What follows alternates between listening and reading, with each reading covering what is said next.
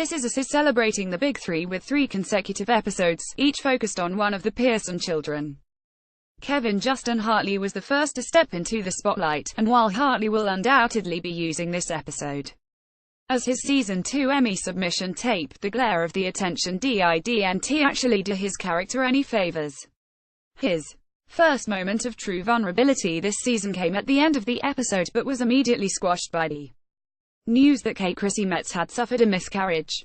Let's backtrack though. Fresh off his breakup with Sophie Alexandra Breckenridge, this is picked up with Kevin deep in the throes of his Vicodin and alcohol addiction.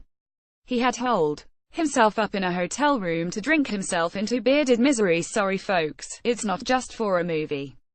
Until his high school alma mater called him up and asked him to return to Pittsburgh to expect an alumni honor during homecoming weekend. Here's when This Is Us, The Good Place and more NBC shows return this winter. The honor couldn't have come at a worse time, as depressed Kevin was forced to relive his glory days when he was the most popular guy at school and was cherry-picking top-of-the-line colleges thanks to his incredible football talent. The flashbacks looked at that period in Kevin's life too, and frankly teenage Kevin was even more entitled than grown-up Kevin, even after his life-changing knee injury.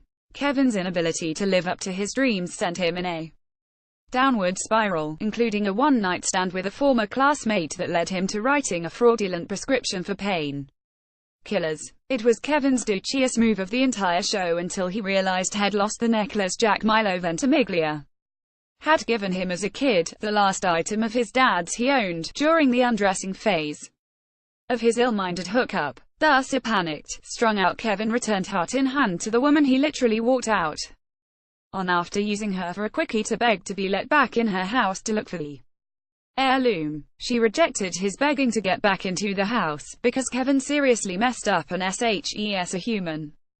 However, the rejection and the idea of Jack's necklace being lost forever breaks Kevin down, and this is what we needed to see. This is as Rebecca's adoption secret makes a lot more sense now. We've said it before, but we'll say it again, Kevin's problems are completely first world. The grand kickoff to this spiral was one scene of an action movie being reshot to accommodate Kevin's injury.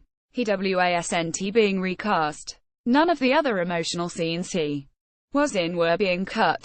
The production actually tried to work around his injury, but his ego, which we saw flare up in his adolescence in this episode, stopped him from taking the mature path. Ever since, it's been a long wait to see Kevin hit rock bottom so he could realize his mistakes and get better. Kevin's breakdown in tonight's episode was a moment of true vulnerability, and one of the first times that his pain felt universal. Most This Is Us viewers can't relate to a popular sitcom star having to rework a scene in a Ron Howard film. They can relate to a man that feels like he's run out of options and can't stop the pain of life from punching him in the gut. This was a crucial moment for Kevin and the beginning of an important journey for him. This Is Us. Can we forgive Miguel yet? It's increasingly important that when Kevin didn't know where to turn, he ended up going to Randall Sterling K. Brown.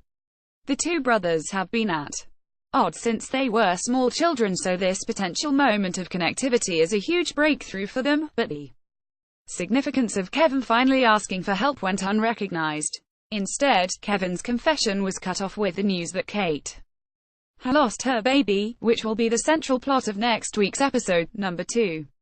Kevin's downward spiral is dwarfed in the wake of that news, and he will undoubtedly try to squash down his issues to be there for his sister, and he'll fail because his issues are too big to ignore. The question is Kevin's hope for redemption squandered because his cry for help has gone unnoticed? Can he muster the strength to try again, even in face of his sister's tragedy, or will he continue on his path of self-destruction until there's nothing likable or relatable about him? There's no doubt that Kate's story will be an emotionally encompassing one for the entire Pearson family, but it feels like Kevin might get left in the dust because of it. This Is Us continues Tuesdays at 98C on NBC.